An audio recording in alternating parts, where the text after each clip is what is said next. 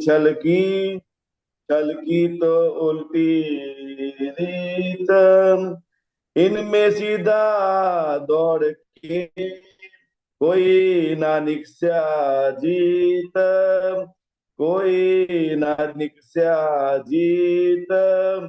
मैं देखा दिल विचार के।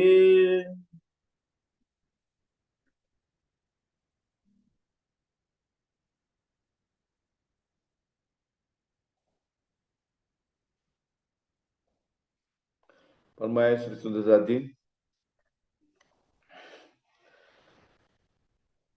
मैं देखा दिल विचार के, आप सब शब्दों के उस्ताद, हे अक्षरादि धामधनी पार ब्रह्म सच्चिदानंद स्वरूपतम पुरुष, आखिरुल जमा इमाम मेहदी, मेरी आत्म और परात्म पिता दुल्हा स्वामी श्री प्राणनाथ वाला श्री सुंदर साथ जी। पिछली बार हमने शोर किया था कि ये सनद खोज प्रकरण का नाम है। देवचंद्र गिरी महाराज ने जो खोज की थी, और वही खोज की बातें, अपने दिल के जो अनुभव की बातें सारी अक्षरादि धनी को सुनाते हैं। धनी ने तारतम ज्ञान प्रदान किया हुआ है। जागृत बुद्ध और निज बुद्ध दोनों दिल में दाखिल अवश्य हो गई है, लेकिन हुक्म सिर्फ जागृत बुद्ध की बातें जाहिर करने का हुआ है। लेकिन अपना अनुभव धनी जी को बताते हैं कि मैंने कैसे कैसे खोज किया, दुनिया को कैसे कैसे देखा। सुधारी, ये देखने का जो नजरिया जो कहे जागृत बुद्ध के द्वारा ही जाहिर होता है। ये सारी बातें हमारी पारातम निज बुद्ध को धारण करते हुए सारी बातें समझ रही है कि श्यामा माणी का जो अनुभव है वही अनुभव हमारा हो रहा है, क्योंकि दुनिया का देखने का नजरिया हमारा भी जागरूक बुद्ध से कहे तो जागरूकता प्राप्त करते हुए दुनिया को समझ रही है हमारी पराक्रम की। तो क्या कहते हैं कि मैं, हाँ, ये देखी बाजी छलकी छलकी तो उल्टी रीत, और इनमें सीधा दौड़ के कोई ना निकसिया जी। सुंदर सादी, ये 6 नंबर की चौपाई है। और तो ये धनी की नजर में हमारी पराक्रम मूल मिला में बैठे बैठे सारा खेल देख रही है। सुंदर सादी, काल माया का ब्रह्मांड हमारी पराक्रम कहाँ देख रही है? धनी की नजर में देख रही है। धनी जो दिखाना चाहते हैं, सत्ता की पहचान कराना चाहते हैं, तो सत्ता की पहचान करा रहे जागृत बुद्ध के द्वारा। सुंदर सा जी, श्यामा महारानी और राज्य के बीच जो तारतम्य के मूल बीज वचन की जो बातें हैं, वो सही बातें समझने का प्रयास कर रही है हमारी परातम। तो ये बात देखी बाजी छलकी छलकी तो उल्टी, तो ये तो हमारी परातम जो धनी की नजर में देख रही है, कालमा का ब्रह्मांड देख रही है, तो ब्रह्मांड की हकीकत समझ में आती है कि ये सारा ब्रह्मांड जो है छल का है। यहाँ तो झूठ झूठ ही दिखाई देता है, सत्य का नामों को निशान नहीं है। तो क्या है, छल की तो उल्टी रीत। उल्टी रीत का मतलब सुंदर साथी, क्योंकि सीधी बात हमें पराक्रम को समझ में आती है, लेकिन दुनिया की बात करे तो दुनिया तो उल्टी चाल चलने वाली है।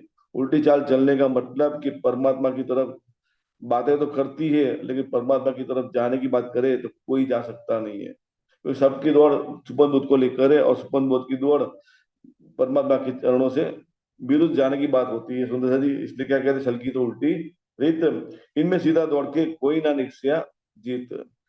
कईयों ने प्रयास किया सुंदर साथी, सोचिए, दुनिया के तमाम कई बड़े ऋषि मुनि हो गए, साधु संत फकीर पीर मीर फकीर सारे, हर कोई हो गया, सबने प्रयास प्रयास किया। या फिर कहे अपने स्थान पर बैठे ब्रह्मा विष्णु महेश, वो भी अपने स्थान पर बैठे बैठे ध्यान धर रहे। अखंड में जाने के लिए हमने किसने बनाया है, उनको मालूम है कि हमने बनाने वाला कोई और है, लेकिन कौन है पता नहीं। सुंदर जी, ये प्रश्न का जवाब ढूंढने के लिए हर कोई प्रयास कर रहा है, लेकिन बुद्धि सुपरबुद्ध होने के कारण, स्वप्नवत होने के कारण अखंड में देख सकते नहीं है, तो अखंड में जाने का रास्ता मिलता नहीं है। इसलिए क्या कहते हैं, कोई ना निकसिया जीत। तो मैं देखा दिल विचार के चित सो अर्थ लगाए। सुंदर सर, ये परातम की अपना अनुभव की बात है, हमारी परातम समझ रही है, चित्सो अर्थ लगाए। अब चित्सो अर्थ लगाने की बात कैसे होती है? क्योंकि निजबुद्ध दिल में दाखिल हो गई है, स्वाभाविक है कि अपनी स्वयं की पहचान है। मैं मूल मिला में बैठे हुई वही धनी को साक्षात नजर के सम्मुख नजर मिलाते हुए कालमय का ब्रह्मांड देख रही हूँ। सुंदर सारी सोचिए, साक्षात धनी दिखाई देते नहीं है, खुद की हकीकत मालूम है, साक्षात देखने का प्रयास कर रही है, धनी को देखने की कोशिश कर रही है, धनी दिखाई देते नहीं है। धनी की बातें सुनना चाहती है, सुन नहीं सकती। अपनी बातें सुनाना चाहती है, नहीं सुना सकती। लेकिन सारी बातें सुना सकती है, दिल भीतर सुना सकती है। सारी बातें देख रही है, धनी के अनुभव की बातें कहे या फिर धनी जो दिखाना चाहते हैं, दिल भीतर सारा देख रही है। और अपनी बातें सुनाने की बात होती है सुन साथी। तो ये श्यामा मानी का अनुभव समझ में आ रहा है किसको, हमारे परातम को। तो समझ में आ रहा है कि मैं दिखाई दे विचार के चित्त से अर्थ लगा है, क्योंकि हमारा अंतस्करण जागृत हो गया है। क्योंकि अंतस्करण में चेत क्योंकि अंतस्करण की बात करें तो मन, चित्त, बुद्धि, अहंकार, चार बात जुड़ी हुई होती है। और इसमें अगुवाई करने वाला जो मन होता है, मन के साथ चित्त की चेतन शक्ति जुड़ी हुई होती है सुंदर जी। और बुद्धि शामिल होती है तो, और अहंकार मिल जाता है तो हमारा अपना अस्तित्व खड़ा होने की बात होती है। तो मन भी जागृत है, चित्त भी जागृत है, बुद्धि भी जागृत कहे तो निज बुद्धि से द्वारा जागृति प्राप्त कर रही है अपने आपकी।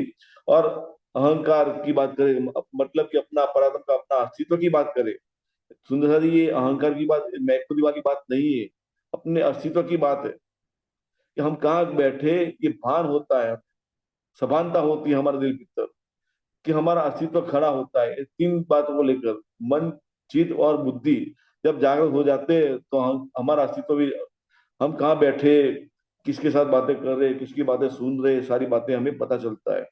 तो अब जागृति दिल भीतर हो गई है तो चित्त से अर्थ लगा है, मतलब चेतनता व्यापक दिल में अपना असर दिखा रही है और सारी पहचान हो रही है। तो क्या कि इस मंडल में आत्मा चला ना कोई जगह है। अब ये मंडल कहाँ दिख रहा है, धनी की नजर में दिख रहा है, कालमा का ब्रह्मांड दिख रहा है। और वो ब्रह्मांड की हकीकत को देखने की बात करें तो सबकी पहचान हो रही है कि इनमें से कोई ऐसा जागृत नहीं है कि अखंड में अपनी दौड़ लगाए। सुंदर सा जी सोचिए, मेहनत हो बहुत करी, अनिस खोज विचार। मेहनत तो बहुतों ने किया। अब मेहनत करने का मतलब कि परिश्रम करने की बात आती है, परिश्रम करने का मतलब फल की प्राप्ति करने की बात आती है। और फल प्राप्ति करने का कारण क्यों, क्योंकि हर कोई ये चाहता है कि हमें अखंड का फल मिले, अखंड में जाए, जन्म मरण के चक्कर से छूट जाए। सुंदर सा सोचिए, लेकिन सुबह दूध को लेकर सबकी चाल चलकर है तो कोई अखंड में जा सकता नहीं है। इसलिए क्या कहे, हमें पराक्रम समझ रही है, मेहनत तो बहुतों करी, अहनिश खोज विचार। अहनिश मतलब कि पल पल हर किसी का प्रयास है कि सत्य की तरफ दौड़ लगाए, चेतन की तरफ दौड़ लगाए। या फिर कहे तो शास्त्रों में जो जिसको ज्योति स्वरूप करके लिखा है या फिर नूर स्वरूप करके लिखा है, सूर्य समान बताया हुआ है, तो उस परमात्मा की प्राप्ति करने के लिए दौड़ लगाने की कोशिश करते हैं, लेकिन कोई प्राप्त कर सका नहीं। तो क्या कहते, तीन भी छल छूटा नहीं, गए हाथ पटक सिर मार। तीन भी छल छूटा नहीं, क्योंकि हर कोई सोचे सुंदर सती, हर कोई जो जिनकी दृष्टि में जैसा जैसा उजाला नजर में आया उसको ही मान लिया कि ये परमात्मा का स्वरूप है। सुंदर सती सोचिए, रात्रि का समय है, आकाश में टिमटिम करने वाले तारे बहुत है, हमें क्या लगता है रोशनी फैला रहे हैं, और फिर भी आकाश में अंधेरा छाया हुआ है। और एक चंद्र निकला हुआ है, पूनम का चंद्रमा है, वो भी रोशनी दिखाता रहा है, फिर भी सोचिए सुंदर सा जी, आकाश में अंधेरा कायम रहता है। लेकिन सुबह में एक सूर्य निकलता है तो अंधेरा कहाँ चला जाता है पता नहीं चलता है। रात रात के समय में जो टिमटिम करने वाले जो तारे हैं, या फिर कहीं चंद्र भी की बात करें तो उन सबकी रोशनी कहाँ चली गई पता नहीं चलता है। सुंदर सा जी, ये सूर्य की हकीकत हम सब जानते हैं। लेकिन जब तक ये परमात्मा का ज्ञान दुनिया के अंदर जाहिर नहीं हुआ था, ये कुलजम हमारी जाहिर नहीं हुई थी, हमारे जीव को जागृत प्राप्त नहीं हुई थी, हमारी परात्म के दिल भीतर निजबुद्ध का कोई ऐसा संभव नहीं था, तो हमारी परात्म भी जीव की अवस्था को प्राप्त किया हुआ था, तो अपने आप को अज्ञानता को लेकर चलने वाली बात होती है। सुंदर सा जी सोचिए, तो ये सारा अनुभव हमारी अपना स्वयं का कहे तो सारी पहचानने में आ गया है, निजबुद्ध दिल में दाखिल हो गई है। तो जागृत को लेकर जीव की जागृति की तमाम हकीकत, क्योंकि जो दौड़ लगाई है परमात्मा की प्राप्ति करने के लिए, सुधरी स्वयं की बात करे या फिर दुनिया को जो देखा है, दुनिया के अन्य जीवों की दौड़ देखी है, सबकी पहचान हो रही है। किसको हो रही है, हमारे जीव को भी हो रही है जागृत बुद्ध के द्वारा, और हमारी प्रार्थना को हो रही है निज बुद्ध के द्वारा। सुंदर जी, हमारा जीव की बात करें, जागृत बुद्ध को लेकर अपने आप को अखंड में खड़ा हुआ महसूस कर लिया है, दुनिया से किनारा कर लिया है। या फिर कहे जल में नहाइए कोरे रहिए जैसी स्थिति प्राप्त करते हुए दुनिया में अवश्य उनका तन खड़ा हुआ है। फिर भी दिल भीतर दुनिया से अलिप्त होकर अपने आप को अखंड में खड़ा महसूस कर रहा है, तो दुनिया की तमाम समझ जागरूक के द्वारा प्राप्त कर रहा है। और उसी समझ को लेकर हमारी प्राथमिक भी निजबुद्ध के द्वारा पहचान कर रही है कि मैं मूल मिला में बैठी हूँ, लेकिन सारा खेल कहाँ देख रही हूँ? धनी की नजर में देख रही हूँ, लेकिन धनी दिखाई नहीं देते। ये ऐसा अनुभव दिल में अवश्य हो रहा है। तो क्या समझ में आ रहा है कि मेहनत तो बहुत करी, अनिष्ट को विचार, दिन भी छल छूटा नहीं, गए हाथ पटक सिर मार। मुआदिक के आदलो देती उपजी सृष्ट। सुंदर सा ये 9 नंबर की चौपाई है कि मुहादिक के आदलो, मतलब कि ब्रह्मांड की उत्पत्ति हुई। तो ब्रह्मांड की उत्पत्ति के लिए विषय में हमने सुंदर सा समझा था कि सबसे पहले मोह तत्व था। मोह तत्व से फिर सत रज तम, तीन तत्व की बात आती है, मतलब 4 तत्व मिले। और फिर उसमें से बात करें तो 5 कर्मेंद्रिय, 5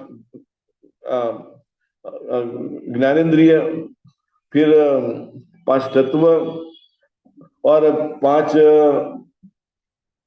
शब्द रस, रूप रस गंध की जो बात करें, तन्मात्रा, ये 20 और मिले तो 20 और 4 24 तत्व मिले। और 25वां तत्व की बात करें तो चेतन जीव की बात आती है।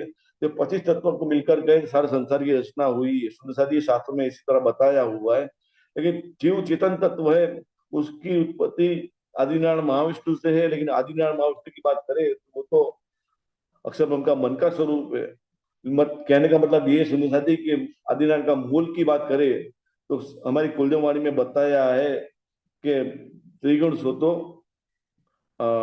सबलिक परातम सबलिक। त्रिगुण की परातम क्या है, उसका स्थान कहाँ बताया हुआ है? सबलिक के अंदर बताया हुआ है। मतलब कि अक्षर ब्रह्म के अंतस्करण की बात करें तो अव्याकृत सबलिक किबल और सत्स्वरूप 4 विभाग की बात करें, उसमें सबलिक के साथ जुड़ने की बात आती है। तो कहने का मतलब ये सुंदर साधिक आदिनारायण महाविष्णु का जब मूल देखने की बात करें तो मूल उसकी परातम की बात करें या फिर स्थान की बात करें तो कहाँ है? सबलिक के अंदर बताया हुआ है। और शास्त्रों में भी यही बताया हुआ है कि वहां एक पुरुष सोया हुआ है। सोया हुआ मतलब कि सो नहीं गया है, लेकिन उसकी जो उसका जो मूल जो कहे, जैसे जैसे तरह हमारी पराता मूल मिला में बैठी है, लेकिन धनी ने फरामोशी का खेल हमारी अपनी नजर में खड़ा करते हुए हमारी परातम की जो बुद्धि जो कहे, निज बुद्धि जो थी उसको फरामोश कर दिया। तो अपने आप को फरामोशी की स्थिति प्राप्त करते हुए दुनिया में अपने जीव के अपने आप को जीव मान रही थी हमारी परातम। उसी तरह कहे तो आदिनारायण महाविष्णु की मूल की बात करें तो उसका स्थान तो अक्षर के साथ जुड़ा हुआ है। और उसी बात को कुरान में की अजाजिल करके लिखा है। अजाजिल ने खुदा के जब विश्व में था, मतलब अखंड युग्माय का जो स्थान बताया है वो उसके, तो वहां जो था तो अक्षराधि धनी को सेजदा बजाता था, पल पल सेजदा बजाता था। लेकिन धनी ने उसकी बुद्धि को उलट कर दी, उसको गुमराह कर दिया, परामर्श कर दिया। तो उसकी बुद्धि जो जागृत थी वो स्वप्नवत हो गई, तो अपने आप को सप्तम अवस्था में प्राप्त कर लिया, मानव की दुनिया का बेहतर बादशाह बन गया। तो ये आदिनारायण महाविष्णु की हकीकत है। तो ये अपनी आदिनारायण महाविष्णु की बात करें तो क्या समझ में आ रहा है कि वो भी स्वप्नवत अवस्था में प्राप्त करते हुए खुद की पहचान करने की कोशिश कर रहा है, लेकिन खुद को अपनी अवसर अवस्था को प्राप्त कर सकता नहीं है। क्यों? क्योंकि सुपन बुद्ध को लेकर वो खड़ा है। और जब तक ये खड़ा है तो उसके द्वारा पैदा होने वाली सारी सृष्टि की बात करें, जीव सृष्टि की बात करें, वो भी सुपन बुद्ध को लेकर चलने वाली है। सुंदर सारी सोचिए, फिर भी धनी ने ऐसी करामत कर दी। मई पराध की नजर जिस जीव पर पड़ी है उस जीव की बात करें, हमारी पराध की नजर जिस जीव के ऊपर केंद्रित होकर सारा खेल देख रही है तो उस जीव की बात करें तो उस जीव को जागृत उत्पादन कर दी। जागृत उत्पादन कर दी तो स्वाभाविक है हमारी जीव की दृष्टि कहाँ हो गई? अखंड की तरफ हो गई। तो जीव ने अपने उपस्थिति कहाँ महसूस की? अखंड में। जो सोचे सुंदर जी आदिनारायण अवस्थी का जो मूल की जो बात करें, सबलिक की अवस्था की बात करें, अपने नूरी अवस्था की बात करें, जो खेल में उतरने से पहले जो उसकी असल अवस्था थी, जागृत अवस्था थी, वो अवस्था हमारे जीव को महसूस हो रहा है। स्वाभाविक है कि आजादी फरिश्ता की जो जागरूक को लेकर जो हकीकत थी पहले, वो हकीकत हमारे जीव को प्राप्त कर रहा है। तो स्वाभाविक है अक्षर ब्रह्म की पहचान कर रहा है। पल पल अक्षराई धनी को सिलसिला बजाने की बात कर रहा है। सुंदर सोचिए, धनी का नूर समझ में आ रहा है उसको, क्योंकि धनी का नूर मतलब सत्ता का स्वरूप सारी पहचान कर रहा है, जीव पहचान कर रहा है और अपने आप को अखंड में खड़ा महसूस कर रहा है। दुनिया से किनारा कर लिया है, स्वप्नवत जगत की उपस्थिति महसूस कर रहा है कि सारा जब ब्रह्मांड जो धन जो दिख रहा है वो सारा नश्वर है, लेकिन मैं अखंड में जाऊंगा, ये विश्वास दृढ़ हो गया है जीव के दिल भीतर। तो स्वाभाविक है कि उस जीव के मार्फत से लीला देखने वाली हमारी पराक्रम निर्भुल को धारण करते हुए सारी पहचान कर रही है कि मैं तो मोबिला में बैठी हूँ, लेकिन सारा खेल कहाँ दिख रहे हूँ, धनी की नजर में देख रही हूँ। इसलिए सोचे सुंदरी क्या कहती है, मैं देखा दिल विचार के सिर सो अर्थ लगाए, इस मंडल में आत्मा चिल्लाना कोई जगह है। सोचिए सुंदर सरी, आत्मा आत्मा हर कोई कहता है, लेकिन आत्म तत्व किसको कहते हैं किसी को मालूम नहीं। शास्त्रों में तो लिख दिया कि आत्मा कभी जन्म लेती नहीं है, कभी मृत्यु को प्राप्त कर सकती नहीं है, अग्नि उसको जला सकती नहीं है, पानी उसको भिगो सकती नहीं है, या फिर तलवार से कोई वार कर सकता नहीं है। सोचिए सुंदर साथी, तो ये आत्म तत्व की हकीकत को समझे कैसे? हाथ में पकड़ने जाए तो हाथ में आती नहीं है। कहने का मतलब ये सुनसादी की दुनिया के जो पांच तत्व की उत्पत्ति की बात को लेकर कहे, या फिर तीन गुण की बात को लेकर कहे, सुंदर सादी सोचिए, ये तीनों गुण आत्म तत्व को लागू पड़ता नहीं है, या फिर पांच तत्व की बात करें तो वो भी लागू पड़ती नहीं है। तो अब आत्म तत्व को कैसे समझे? सुंदर सादी, दुनिया के अंदर मनुष्य योनि की बात करें तो मनुष्य योनि में तो कई जाति फिरके नजर में आ रहे हैं, हिंदू मुसलमान सिख ईसाई। और हिंदू की बात करें तो ब्राह्मण क्षत्रिय वैश्य शूद्र, और उनमें कई अलग अलग जातियां होती है। सोचिए सुने, हम जैसे मैं पटेल हूँ, बराबर मेरी सरनेम पटेल है, लेकिन पटेल में भी लिवा पटेल होता है, कड़वा पटेल होता है, मोड़ पटेल होता है, कणबी पटेल होता है, ऐसे। और मतलब जाति, अपनी खुद की जाति को लेकर भी कई विभाग पड़े हुए महसूस होता है। सोचिए सुनिए, इतनी ऐसी जाली गुथी हुई है, एक जाली में से दूसरी जाली निकलती जाती है। सोचिए सुनिए उसका, अब छोर गए, अंतिम छोर की बात करें, उस वहां प्राप्त करने की बात करें तो जैसे कहां से शुरू हुई है उस शुरुआत की प्राप्ति की बात करें, कोई पहुंच सकता नहीं है। सोचिए सुंदर जी, ये जाली है, वैराट की जाली कहे, शास्त्रों की जाली कहे, सुंदर से सोचिए, जाति वर्ण की जाली कहे, उस जाली में जीव ऐसा फंसा हुआ है स्पर्म को लेकर, उसमें निकलने की कोशिश कर रहा है, फिर भी निकल नहीं सकता है। सोचिए संसार, जागरूक मिलना जरूरी है। तारतम्य ज्ञान प्राप्त करते हुए, जागरूक प्राप्त करते हुए जब जीव अखंड की तरफ दृष्टि करता है तो दुनिया से किनारा कर लेता है, मतलब जाले से अपना आपको मुक्त प्राप्त करता हुआ बस दुनिया को देखने की कोशिश करता है। सुंदर साथी, ये हमारा जीव भाग्यशाली है कि धनी ने मेहर करी जीव के ऊपर, जागरूक प्रदान करी और अपनी दृष्टि अखंड में कर ली। सुंदर जी, एक कुलजम वाणी के जरिए सारी बातें समझ में आ रही है जीव को, और जीव के मार्फत से लीला देखने वाली हमारी परात्म को निबोध के द्वारा सारी बातें समझ में आ रही है। धनी क्या पहचान कराना चाहते हैं? धनी दिल में विराजमान है, महसूस हो रहा है, दीदार कर रही है दिल में, धनी के साथ बातें कर रही है, दिल भीतर बात कर रही है, धनी की बातें सुन रही है, दिल भीतर बातें सुन रही है। लेकिन साक्षात देखने की बात करे, धनी साक्षात दिखाई नहीं देते हैं, धनी की साक्षात बातें सुनाई नहीं देती है, या फिर अपने मुखारबिंद से बात करना चाहती है तो अपने जबान से बोल सकती नहीं है। ये हकीकत हमारी परात्मा को मालूम है, लेकिन साक्षात देखने की बात होती है तो धनी की नजर में देखने की बात होती है, धनी के साथ नजर से नजर मिला के देखने की बात होती है। तो सुंदर सारी हमारी परात्मा को काल में अगर ब्रह्मांड खड़ा ही दिखाई देता है। अब दृष्टा भाव से सारा ब्रह्मांड जो दिख रहा है, तो उस ब्रह्मांड की तमाम हकीकत निज बुद्धि के द्वारा सारी पहचान हो रही है। सुंदर सारी, ये खोज की बात जो कहे श्यामा महारानी ने, जो धनी को जब बताई, एक कलजोवाणी के अंदर तारतम बीज बीज मूल वचन जो कहे, वो सारी बातें हमारी पराक्रम समझ रही है। और मानो कि ये मेरा ही अपना ही अनुभव है, ये अनुभव हमारी पराक्रम को समझ में आ रहा है। तो क्या समझ में आ रहा है? मेहनत तो बहुतों करी, अनिस खोज विचार, कि क्या विचार किया? दिन भी छल छूटा नहीं, गए हाथ पटक सिर मार। सुंदर सा जी, ये 8 नंबर की चौपाई है कि दिन भी छल छूटा नहीं। जितने भी बड़े बड़े ऋषि मुनि और सुंदर सुंदर सोचिए, जिनके द्वारा धर्म ग्रंथों की उत्पत्ति हुई है या फिर लिखे गए हैं, दुनिया जिन धर्म ग्रंथों को लेकर चलती है और मुक्ति का प्राप्त करने के लिए द्वार लगाती है, सुंदर साथी उन धर्म ग्रंथों का आसरा लेकर, फिर भी जिनके द्वारा इस धर्म ग्रंथों का अवतरण हुआ है उनकी भी बात करें सुंदर साथी, क्या कह समझ में आता है? तीन से भी छल छूटा नहीं, गए हाथ पटक सिर मार। उनका मनुष्य जन्म फोकट गया है आज दिन तक। ये समझ में आता है। तो मोहादि के आदलो जति उत्पत्ति सृष्टि, या फिर सुंदर सृष्टि की उत्पत्ति की बात करें, मोह तत्व सद रज तम तीन गुण, जो मूल तत्व की बात करें, सद सद रज तम, ये भी तीन तत्व ही है। और चौथा तत्व मोह तत्व है। ये चारों, और बाकी 20 की बात करें तो 5 कर्मेंद्रिय, 5 ज्ञानेन्द्रिय, 5 तत्व और 5 तन्मात्रा, ये 20 मिलते हैं और 24 मिलते हैं तो जड़ प्रकृति खड़ी हो जाती है। और इसमें 25वां तत्व चेतन जीव मिलता है।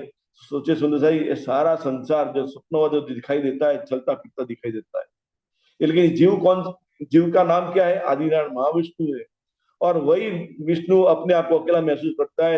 एक को हम बहुश्याम करते हुए, इच्छा प्राप्त करते हुए सारी सपना जगत खड़ी हो जाती है। सुंदर साई सोचिए, मानो कि हम सपना देखने लग जाते हैं तो सपने में अपने आप को खड़ा महसूस करते हैं, लेकिन हम अकेले नहीं होते, तो हमारे द्वारा फिर पूरी दुनिया खड़ी हो जाती है सपने के अंदर। मानो कोई अलग दुनिया में पहुंच जाते हैं, सारी चीजें खड़ी हुई दिखाई देती है, लेकिन बनने वाला कौन है?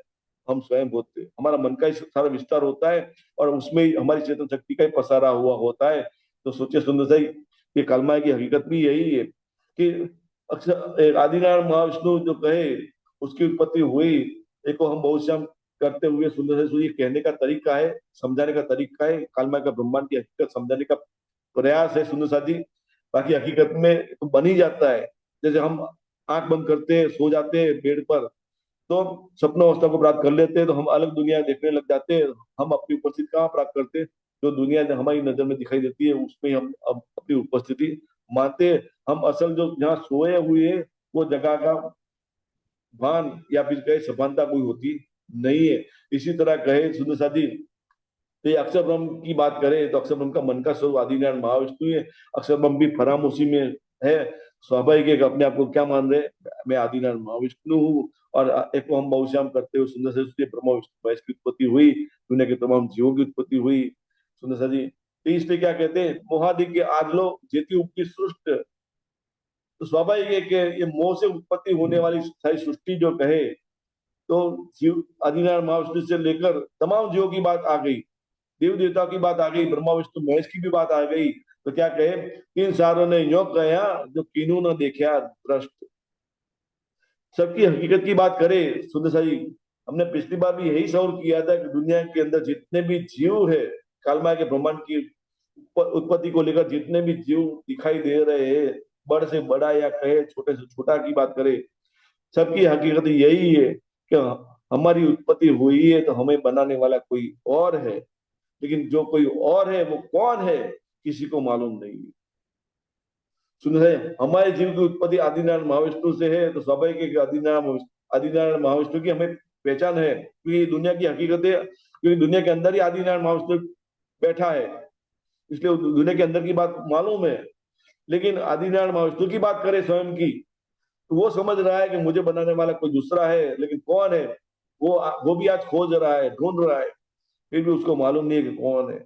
सुंदर साहब सोचिए, उसका ही एक अंश हमारा जीव ये सारी बातें समझ रहा है, तारतम्य ज्ञान के द्वारा, जागृत बुद्ध के द्वारा। सुंदर साहब जी जीव के ऊपर मेहर हुई है, अपने आप को सुहागिन मान रहा है, मतलब कि जीव टल होशी आत्मा भाव में आते हुए सारी बातें प्रेजेंट कर रहा है। सुंदर साहब सोचिए, जीव अपनी जागृत बुद्ध मिली है, अपनी उपस्थिति कहे अखंड में कब प्राप्त कर सकता है? जब जीव भाव छोड़ देता है, आत्म भाव को दिल में धारण करता है, या फिर कहे ब्रह्मश्रुति जैसे लक्षण धारण करता है, तो स्वाभाविक है कि अपनी उपस्थिति का महसूस करता है, अखंड में महसूस करता है। सुंदर से सोचिए, अग्नि जल रही है, उसमें एक लोहे का सलिया डाल दो, तो लोहा तपता तपता एक समय ऐसी अवस्था आ जाती है कि लोहा भी अपनी जैसा रूप धारण कर लेता है। तो इसी तरह गए तो सोचिए सुंदर सही, जागृत बुद्ध को दिल में धारण करते हुए जीव रहनी करने लग जाता है, ब्रह्मस्तुति जैसे लक्षण करते हुए दिखाते हुए दुनिया के अंदर चाल चल कर दिखाता है, और सब कुछ छोड़ देता है। दुनिया के तमाम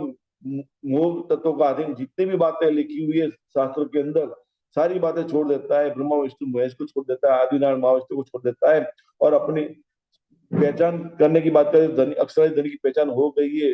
स्वाभाविक है, अक्षराधि धनी के चरण प्राप्त करने की कोशिश करने के लिए दौड़ लगाता है, तो अपने आप को कहाँ महसूस करता है? अखंड में महसूस, खड़ा महसूस करता है।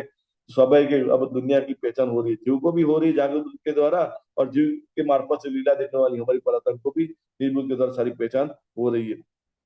तो वर्णा वर्णो खोजिया जेती बनी आदम, ये वर्णा वर्णों की बात करें सुनसा जी क्योंकि हिंदू मुस्लिम सिख ईसाई पूरी दुनिया की बात करें, हिंदुओं में कई फिरके, मुसलमानों में भी कई फिरके हैं, ईसाइयों में भी कई फिरके हैं, और सिखों में भी कई फिरके, सुनसाई मतलब कई जातियां है उसके अंदर भी, और जाति जाति में भी कर्म को लेकर कई विभाग पड़े हुए हैं, और उसमें भी अपनी जो रहने की जो स्थिति अवस्था होती है उसको लेकर भी कई अंतर दिखाई देता है सुंदर जी। तो क्या कहते हैं, वर्णा वर्णो देखी खोजिया जेती बनी आदम, बनी आदम का मतलब सुंदर जी कि मनुष्य की उत्पत्ति जब से हुई ब्रह्मांड के अंदर, आदम की उत्पत्ति जो सबसे पहला जो मनुष्य का तंत्र खड़ा हुआ दुनिया के अंदर, तो सबसे बड़ा बनी आदम का मतलब कि आदिनारायण महाविष्णु की बात है, दूसरी किसी की बात नहीं है। तो मतलब आदि नारायण महाविष्णु की उत्पत्ति हुई तब से लेकर आज जिंदगी की बात करें, दुनिया के तमाम जीवों की बात करें, तो क्या समझ में आता है, इतना दृढ़ किने ना किया, कहाँ कसम कौन हम। तो सबके अंदर एक ऐसा अनुभव हो रहा है कि हमारी उत्पत्ति हुई है, लेकिन हमें बनाने वाला कौन है।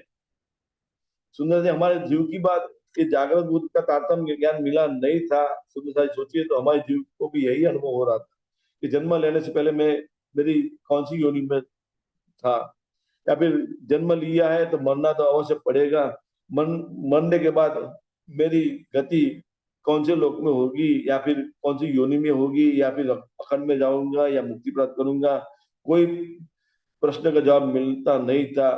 फिर भी सुंदर सर सोचिए कि धनी ने मेहर की जीव के ऊपर, लेकिन जीव के ऊपर मेहर क्यों की, हमारे पराक्रम के कारण ही सुंदर सर, क्योंकि हमारी पराक्रम की नजर जिस जीव पर पड़ी है उस जीव पर धनी की मेहर हुई, जो कभी होने वाली नहीं थी। जीव पर हुई मेहर तो क्यों हुई, हमारे पराक्रम के कारण ही मेहर हुई। धनी ने एक सारा खेल खड़ा किया है तो अपनी नजर में खड़ा किया हुआ है। सुंदर साजी सोचिए, ये ब्रह्मांड स्पेशल है। अक्षर ब्रह्म जो दूसरे ब्रह्मांड बनाने मिटाने की जो लीला होती थी दिल भीतर होती थी, लेकिन आज दिन तक कभी धनी ने अपनी नजर में खड़ा नहीं किया था वो बात। धनी ने अपनी पहचान करानी है, सत्ता की पहचान करानी है, ईश्वर की पहचान करानी है, तो स्वाभाविक है कि परमधाम के अंदर सत्ता की पहचान हो सकती नहीं है, लेकिन फिर भी करानी है, क्योंकि परमधाम की हकीकत की बात करें, स्वलीला अद्वैत की बात है, ईश्वर की हकीकत की बात है, और जहाँ इष्ट होता है वो सत्ता होती नहीं है, हुक्म की बात होती नहीं है, द्वैत की बात होती नहीं है। तो धनी ने ऐसी कारीगरी कर दी, ऐसी हिकमत कर दी, सुंदर सा सोचिए, तो दिल में अक्षर ब्रह्म की जो सत्ता की बात करे, तो स्वयं ये सत्ता का ब्रह्मांड दिल में खड़ा कर दिया, मतलब कि नजर में दिखाई दे रहा है हमारी पराक्रम को, और ऐसा हुक्म बना दिया है तो हमारी पराक्रम की नजर को अपने दिल में उतार दी, मतलब कि दिल में सत्ता की इच्छा को धारण कर दिया, सभा के सत्ता के ब्रह्मांड के अंदर हमारी पराक्रम को उतार दिया, और हमारी पराक्रम बस वही अपनी कैद स्थिति अनुभव कर रही है। आत्म ज्ञान नहीं मिला होता तो सुंदर सा जी सोचिए हमारी कैद बनी रहती, लेकिन जीव को जागृत बुद्धि मिली, आत्म ज्ञान मिला, आखिर की तरफ दृष्टि कर ली, अपने आप को द्रवसुद्धि जैसे लक्षण दिखाने के लिए चाल चल कर दिखा रहा है, जागनी लीला में शामिल है, सुंदर साथ बना हुआ है, और उस जीव के मार्फत से लीला देखने वाली हमारे परात्म इस बुद्ध के द्वारा सारी पहचान कर रही है। सुंदर सा जी तो सोचिए सुंदर सा जी क्या समझ में आ रहा है, मैं तो मूल लीला में बैठी हूँ और सारा खेल धनी की नजर में देख रहे हूँ, धनी की पहचान हो रही है, खुद की भी पहचान हो रही है, और परम धाम की उपस्थिति दिल भीतर महसूस कर रही है, मतलब कि दिल भीतर जागृत हो गई है। जो धनी के साथ पहले लीला की थी, खेल में उतरने से पहले जो साक्षात जो लीला की थी, वही साक्षात लीला का सारा अनुभव दिल में जागृत हो गया है। सुंदर सा जी सोचिए, और सारी पहचान हो रही है, तो ये पहचान होने के बाद दिल में ईमान खड़ा हो गया है, ईमान को लेकर सारी बात कह रही है दृढ़ता के साथ, इधर दृढ़ किना ना किया, जो दुनिया दृढ़ता के साथ नहीं चल सकती, लेकिन मैं दृढ़ता के साथ खड़ी हो गई हूँ, कहाँ खड़ी हो गई, मूल मिला में खड़ी हो गई हूँ। सारी पहचान हो रही है कि कहाँ कसम कौन है, मुझे मालूम है कि मेरा धनी अक्षराधि धनी, और मैं परातम हूँ, कि दुनिया को अपनी पहचान नहीं है, लेकिन मुझे पहचान हो गई है। सुंदर सा जी सोचिए, जीव भी अपने आप को भाग्यशाली मान रहा है, और मैं पराक्रम भी अपने आपको धनी का अनुभव करते हुए सुहागिन की अवस्था को प्राप्त कर लिया है। तो ये क्या समझ में आ रहा है कि अब सुना, ये वर्णा वर्ण की खोजे की बात में एक बात समझने जैसी है, क्योंकि ये क्लियर करना जरूरी है। ये हमारे हिंदू शास्त्र की बात करें, चार वर्ण को लेकर बात बताइए, ब्राह्मण, क्षत्रिय, वैश्य और शूद्र। तो ब्राह्मण जो जनी बांधने वाला अपने आप को ब्राह्मण मानता है, कर्मकांड को लेकर चलने वाला होता है, दूसरे से अपने अवस्था उच्च मानता है, उससे निम्न कोटि की बात करें तो क्षत्रिय की बात आती है कि क्षत्रिय जो राजा होता है, सत्ता का प्रमुख हकदार होता है, सत्ता को भोगने वाला होता है, सारी पर दुनिया तमाम के पर हुकूमत करने वाला होता है, तो स्वाभाविक है कि अपने आप को भी वो अपना बड़ा मानता है। फिर वैश्य की बात करें, वैश्य की बात आती है तो व्यापार रोजगार करने वाली की बात आती है। तो लेकिन व्यापार रोजगार की बात को लेकर वो समझ रहा है कि मैं व्यापार रोजगार करता हूँ तो सारे सब लोगों को खाने पीने की व्यवस्था पहुंच सकती है, तो वो भी अपने आप को बड़ा मानता है। और शूद्र की बात करें तो शूद्र सोचिए कि तीनों की बात करें, ब्राह्मण, क्षत्रिय, वैश्य की बात करें, उनका जो कार्य करने की बात होती है तो शूद्र की मार्फत होती है। तो वो भी कहते हैं, हम नहीं होते तो ये क्या कर सकते। तो वो भी अपने आप के दिल भीतर तो यही मानता है कि बड़ा मानता है। लेकिन ये ब्राह्मण की बात करें तो ये जाहिरी पहचान है सबकी। हकीकत में ब्राह्मण कौन है, क्षत्रिय कौन है, वैश्य कौन है, शूद्र कौन है, ये समझना जरूरी है। ब्राह्मण किसको कहते हैं? जो ब्रह्म को जानता है वही ब्राह्मण कहलाता है। ऐसा नहीं है कि जो जोनी बांधने वाला ब्राह्मण है, ब्राह्मण का बेटा ब्राह्मण होता है, ऐसा जरूरी नहीं है। ब्राह्मण कोई भी बन सकता है, ब्रह्म अवस्था को कोई भी प्राप्त कर सकता है। क्षत्रिय हर कोई बन सकता है, वैश्य हर कोई बन सकता है, शूद्र हर कोई बन सकता है। सुंदर सा जी सोचिए, एक दृष्टांत की बात करें तो विश्वामित्र का नाम तो हर कोई ने जाना है। विश्वामित्र, उनका नाम कौशिक था, राजा कौशिक थे, और उनकी बहुत बड़ी सेना थी। क्षत्रिय थे, जन्म से क्षत्रिय थे, राजा थे। तो एक बार ये हुआ कि वशिष्ठ ऋषि के आश्रम में पहुंच गए। तो वशिष्ठ ऋषि के आश्रम में पहुंच गए तो स्वाभाविक है कि वशिष्ठ ऋषि ने राजा का स्वागत किया। तो और सारी सेना को उन्होंने खाना खिलाया खिलाया। फिर मतलब कि मेहमान गति अच्छी तरह से निभाई उन्होंने। मतलब कि राजा की आओ भगत जो करने की बात होती है, स्वागत करने की बात होती है, अच्छी तरह से स्वागत किया, खाना खिलाया, पूरी सेना को खाना खिलाया। सुंदर साथी सोचिए, उसके पास बहुत बड़ी सेना थी। तो राजा को विचार आया, किसको? कौशिक राजा को विचार आया। तो विश्वामित्र का नाम था। तो एक राजा को विचार आया कि ये ऋषि, मैं तो समझता था कि ऋषि तो ऐसे फकीर जैसे होते हैं, उनके पास कुछ होता नहीं है, साधन संपत्ति कुछ होती नहीं है, फिर भी उन्होंने इतना धन संपत्ति कहाँ से लाए, मेरी पूरी सेना को खाना खिलाया। तो जब पूछा तो वशिष्ठ मुनि ने क्या बताया? मेरे पास कामधेनु, जो गाय जो स्वर्ग में रहने वाली है, उसकी उसकी उसका बछड़ा, जिसको नंदिनी नाम कहे, तो नंदिनी मेरे पास है। और उस नंदिनी में ऐसी दिव्य शक्ति है कि जो मांगते हैं वो हमारे सम्मुख खड़ा कर लेती है। मतलब कि आगे, मतलब पैदा कर लेती है। खाना खाने की चीजें मांगे तो खाना प्रकट हो जाता है, कुछ भी मांगे तो नजर के सम्मुख खड़ा प्रकट हो जाता है। तो ये बात बताते हैं, तो स्वाभाविक है कि वो तो राजा है, कौशिक राजा है। अब अब वो तो अपने आप को बड़ा मानता था, मैं तो इतना बलशाली राजा हूँ, मेरे पास सब कुछ है, वैभव सब कुछ है। लेकिन जब नंदिनी की बात सुनी तो उसको क्या लगा कि ये तो मेरे पास होनी चाहिए, उसके पास नहीं होनी चाहिए। तो स्वाभाविक है, उसने कहा कि वशिष्ठ मुनि, आप तो ऋषि मुनि है, आप तो तप तपस्या करने वाले हैं, आपको क्या जरूरत है, आप नंदिनी गाय मुझे दे दीजिए। तो वशिष्ठ मुनि मना कर देते हैं, तो वो राजा अपने हट पर आ जाता है। राजा अपने हट पर आ जाता है तो स्वाभाविक है कि जोर जबरदस्ती करने लगता है। फिर फिर भी वशिष्ठ मुनि नहीं देते, तो अपनी सेना को हुक्म दे देता है कि वशिष्ठ मुनि से ये नंदिनी गाय छीन लो। तो स्वाभाविक है कि वशिष्ठ मुनि ने नंदिनी को आज्ञा दिया, तो नंदिनी ने पूरी सेना खड़ी कर दी अपनी इच्छा मात्र से। तो स्वाभाविक है कि वशिष्ठ मुनि की वो सेना हो गई, तो वशिष्ठ मुनि की सेना ने राजा की सेना को हरा दिया। तो चोट खाया हुआ राजा कौशिक चला गया, लेकिन दिल में प्रबल इच्छा थी कि नंदिनी गाय को प्राप्त करने की इच्छा थी। लेकिन उसको ये समझ में आया, मैं इतना वैभवशाली राजा था, क्षत्रिय राजा हूँ, लेकिन ये ब्राह्मण के सन्मुख मेरा कोई तेज नहीं है, कोई बल नहीं है, इतना मैं बलशाली हूँ, फिर भी एक ब्राह्मण ने मुझे हरा दिया। तो ईर्ष्या भाव से सुंदर सा जी सोचिए वो तप करने चला गया। तप करने चला गया, कई सालों तक तप तपस्या की सुंदर सा जी सोचिए। तो अब राजा था तो राजर्षि कहलाने लगा तप करने के कारण।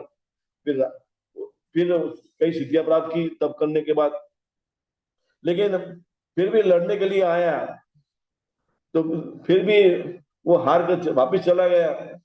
सुंदर सा जी सोचिए। तो अब उसने बहुत सारी तपस्या की, क्योंकि ये तपस्या आज दिन तक क्या थी, देवी शक्ति को प्राप्त करने की बात होती थी, लेकिन खुद के ऊपर जो विजय प्राप्त करने की बात जो होती है वो नहीं थी।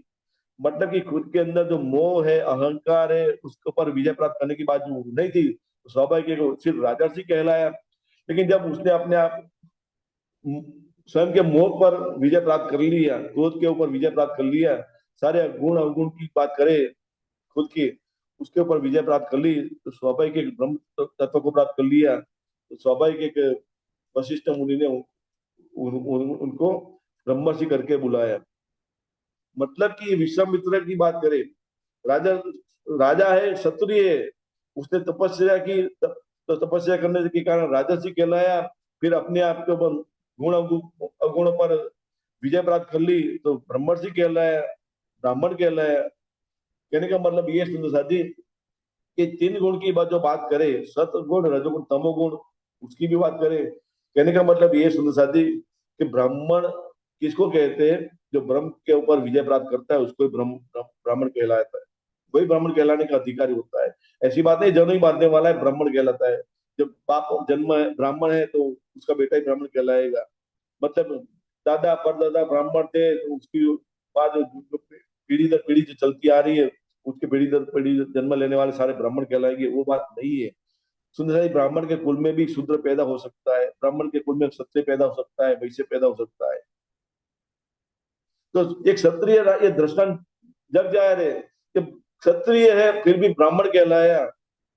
फिर सबसे बड़ा दृष्टांत दूसरी की बात करें तो नारद जी की बात करें, तो नारद जी जो है दासी पुत्र थे, शूद्र जाति के थे, लेकिन देवर्षि कहलाए। मतलब कि देवर्षि का मतलब कि वो ब्राह्मण कहलाए वो भी। फिर द्रोणाचार्य की बात करें, महाभारत के अंदर जो द्रोणाचार्य जो आते हैं, उसका जन्म द्रोण में पैदा हुआ था, तो द्रोणाचार्य कहलाए। ऐसा जरूर नहीं कि ब्राह्मण की योनि से जन्म लेने वाला ब्राह्मण कहलाता है। फिर वेद व्यास की बात करें तो उनकी जो माता का जो नाम था, नाम तो मैं भूल गया, अर्जुन की जो दादी जो थे, मत्स्यगंधा, हाँ मत्स्यगंधा नाम था। वो मछली से पैदा होने वाला, उसके पैदा हुई थी, मतलब उसके मछली से पैदा हुई तो स्वाभाविक है उसके अंदर गंध मछली जैसी गंध थी। लेकिन उसका पराशर ऋषि के साथ संबंध बनता है तो जो पुत्र पैदा होता है तो वो वेद व्यास की उत्पत्ति होती है। तो वो मत्स्यगंधा मतलब मछली का पुत्र होते हुए भी ब्राह्मण कहलाए। कहने का मतलब ये सुन सदी, ब्राह्मण के नाम से बात करें तो ब्रह्म को जो जानते हैं उसको ही ब्राह्मण कहलाते, कहलाने का अधिकार है, दूसरा कोई नहीं है।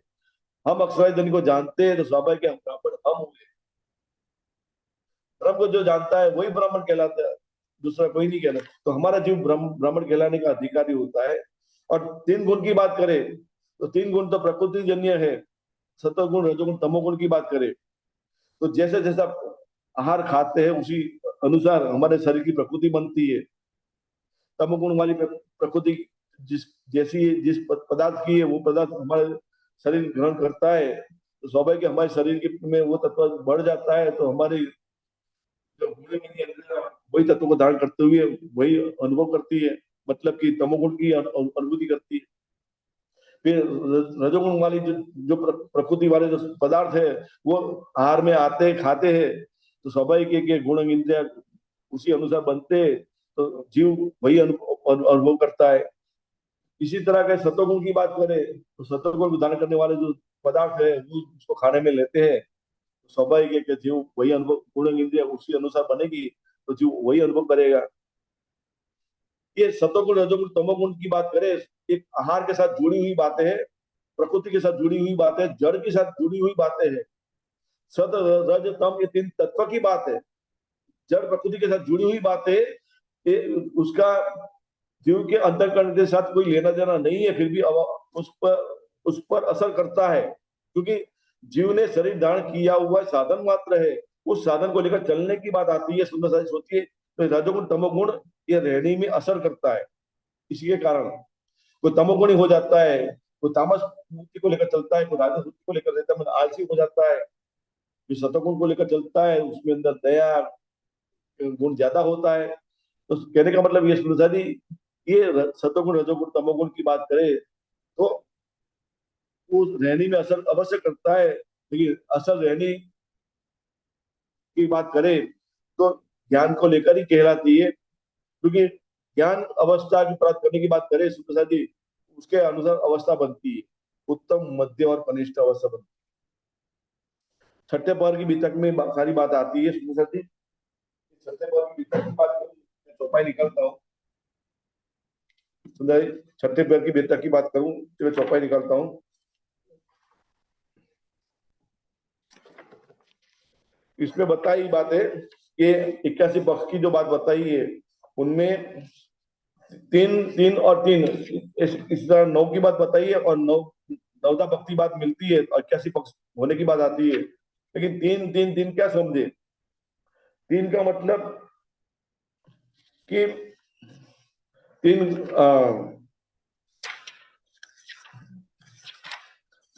पुष्ट प्रवाह और मर्यादा की बात आती है, फिर ज्ञान की बात आती है, और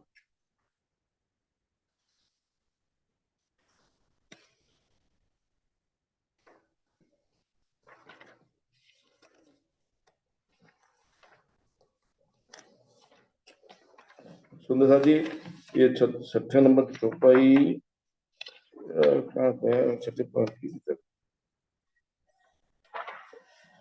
सुंदर जी निकालने में टाइम लगेगा।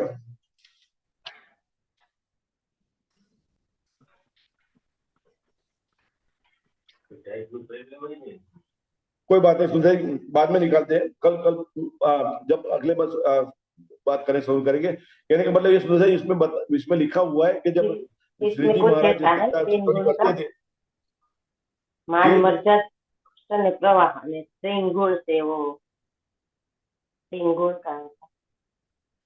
जी सुंदर जी, कहने का मतलब ये सुंदर जी कि ये छठे पद की वितक में ये वर्णन आता है, कैसी पक्ष की बात आती है उसमें आता है, एक आता है निष्ठा से, एक आता है पुष्ट से, एक आता है मर्यादा से, ऐसी करते तीन बात बताइए।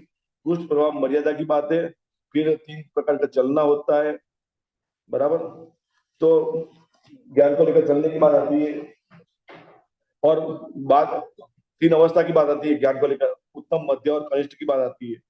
तो ये तीन की बात है। तो ये पुष्ट प्रवाह मर्यादा पुष्ट से चलता है, मतलब कि मजबूताई से चलता है, फिर प्रवाह से मतलब कि प्रवाह में खींचा चला जाता है, और मर्यादा मतलब अपनी स्वयं की बुद्धि से चलता है, परमात्मा की बुद्धि से चलने की बात नहीं आती है, अपनी इच्छा से चलने की बात आती है। तो ये सतोगुण रजोगुण तमोगुण प्रकृति के साथ जुड़ी हुई बात है सुंदर जी। ये वर्णा वर्ण खोजिया वाली जो बात है ना, ये सारी की चाल चलकर इसी तरह है। तो जेती बनी आदम, जब से आदिनारायण महाविष्णु की उत्पत्ति हुई तब से लेकर दुनिया के तमाम जीवों की बात करें, इतना दृढ़ किने ना किया कहाँ कसम कौन हम, किसी को आज दिन तक खुद की पहचान मालूम नहीं थी। तो तीन सारों ने यह कया जो किन्हों ने देखा दृष्ट, तीन सारों ने यह कया जो किन्हों ने देखा दृष्ट, मतलब परमात्मा की खोज करने के लिए हर कोई कोशिश करता है। सुंदर सा जी पिछली बार हमने शोर किया था कि वेद की बात करें, वेद जो है सारे धर्मों का मूल जो कहे, वेद की बात करें तो वेद है क्या, आदिनारायण महाविष्णु की श्वास को वेद कि जो कहे वो कहा गया है कि अधिकांश मनुष्य जो श्वास लेते हैं, उस श्वास के द्वारा श्वासोश्वास की उपस्थिति की जो आवाज निकलती है, वो उसके द्वारा जो अनुभव में आया ब्रह्मा जी को, तो 4 श्लोक अनुभव में आया था। और उस 4 श्लोक का विस्तार की बात करें तो भागवत और सारे धर्म ग्रंथों की बात है। कहने का मतलब ये है सुंदर जी कि वेद क्या है, नारायण की श्वास कहलाता है, श्वास का अनुभव की बात है। तो वेद की हकीकत अधिकांश महाविष्णु के साथ जुड़ी हुई है। तो वेद ने भी खोज करने की कोशिश किया, अवकाश में दौड़ लगाई, मतलब शून्य की तरफ दौड़ लगाई उन्होंने परमात्मा की खोज करने के लिए। लेकिन न इति करते हुए वापस आ गए, क्योंकि सब जगह अंधकार के सिवा कुछ नजर में आया। अंधकार का मतलब अज्ञानता और भी अंधकार के सिवा कुछ हाथ आया नहीं। और क्या कह दिया, न इति परमात्मा की खोज करने के लिए गए, लेकिन हमें हमारे हाथ कुछ आया नहीं, तो यहाँ कुछ भी नहीं है। अगम निगम करके कह दिया। सुंदर से सोचिए, तो ये स्वाभाविक है कि ये वेदों की बातों को लेकर चलने, जितने भी धर्म ग्रंथ दिखाई देते हैं दुनिया के अंदर, सबकी हकीकत को लेकर चलने वाले जीवों की बात करें तो स्वाभाविक है कि सबकी हकीकत यही बनती है जो वेद की हकीकत बनी। स्वाभाविक है कि इतना दृढ़ किन्हों ने किया, कहा कौन कसम कौन हम। परमात्मा की पहचान नहीं है, खुद की भी पहचान नहीं है कि कहाँ दौड़ रहे कहाँ चल रहे, किसी को मालूम नहीं है। हाँ, मुक्ति के लिए दौड़ अवश्य लगाते हैं, लेकिन मुक्ति किसको मान रहे। वैकुंठ की 4 प्रकार की मुक्ति, कोई अपना अंतिम गंतव्य मानते हैं, लेकिन वैकुंठ तो नाश होने वाला है। आदिनाथ महाविष्णु वो भी अपने आप को लय को प्राप्त करने वाले हैं, तो स्वाभाविक है कि वैकुंठ कहाँ रहेगा। अखंड मुक्ति जिसको कहते हैं, अखंड मुक्ति का किसी को ज्ञान नहीं है। सिर्फ हमारे जीव जागरूक के द्वारा सारा अनुभव कर रहा है, और अपने आप को अखंड में खड़ा महसूस करते हुए सारी पहचान कर रहा है, और जीव के मार्फत से लीला दिखला हमारी परतम सारी बातें समझ रही है। आद मध्य और अबलोक सब बोले याविद, मतलब ब्रह्मांड की उत्पत्ति हुई है तब से लेकर बात करें, बीच की बात करें, और अब लो मतलब हमारे जीव की जो जो अनुभूति अब हो रही है, वर्तमान की बात करें, तब की बात करें, तो सब बोले याविद। कैसे बोले, केवल विदे हो गए, तीन भी न कही ये शुद्ध। विदे की मतलब जनक राजा की बात करें, जनक राजा विदयी कहलाता था, लेकिन वही विदयी हो गया था। लेकिन फिर भी सोचे सुंदर सदी, विदयी कहलाता था लेकिन उसके अंदर बुद्धि तो वही सुपर बुद्धि थी, जागरूक तो थी नहीं। फिर भी एक विदयी राजा ऐसा हो गया था तो अपने आप को विदयी स्थिति प्राप्त कर ली थी, मतलब शरीर में था फिर भी शरीर में नहीं था। वो शरीर में था फिर भी शरीर में नहीं था, वो अवस्था उसने प्राप्त कर ली थी। ये बात है, केवल विदयी हो गए फिर भी न कहीं ये शुद्ध, मतलब उसको भी समझ में नहीं आया था अखंड की तरफ दृष्टि कैसे दौड़ाए। सुंदर जी उसने एक बार स्वप्न देखा, सपने के अंदर उसने अपने आप को फकीर अवस्था में प्राप्त किया। कहानी तो कोई भी हो, लेकिन कहने का मतलब ये सुंदर जी कि जनक राजा ने खुद को फकीर की अवस्था में प्राप्त किया, लेकिन जब सुबह जागृत हुए तो अपने आप को राजा प्राप्त किया। तो उसके दिल में प्रश्न खड़ा हुआ कि सत्य क्या है, मैं ये जागृत होकर ये दुनिया देख रहा हूँ वो सत्य है, या सपने के अंदर मैंने अपने आप को फकीर अवस्था को प्राप्त किया वो सत्य है। ये प्रश्न को लेकर उसने पूरे दरबार में जितने भी उस ज्ञानी लोग थे उनके सम्मुख ये प्रश्न रखा कि सत्य आप मुझे बताइए, मुझे पहचान कराइए कि सत्य क्या है। सपने में मैं अपने आप को फकीर प्राप्त किया, तो वो फकीर सत्य है या मैं राजा सत्य हूँ, मेरी मतलब कि मैं कौन हूँ, ये पहचान कराइए। तो स्वाभाविक है कि हर कोई पहचान कराने की कोशिश की, लेकिन जनक राजा को शांति हुई नहीं। तो फिर वो अष्टावक्र ऋषि मुनि आए, तो उन्होंने बताया, सारी पहचान कराई धर्म ज्ञान को लेकर, लेकिन फिर भी सुमन को लेकर सारी बातें समझाई करके कि स्वप्न अवस्था देख रहा था, तो स्वाभाविक है कि स्वप्न में था तब तो तेरी वही अवस्था सत्य थी, लेकिन अब तू स्वप्न में नहीं है तो तेरी जागृत अवस्था यही सत्य है, ऐसा करके बताया। लेकिन सोचिए सुंदर ही खीर नीर का निवेला करने की बात होती है, वो बात किसी से हुई नहीं। ये कहने का मतलब ये कि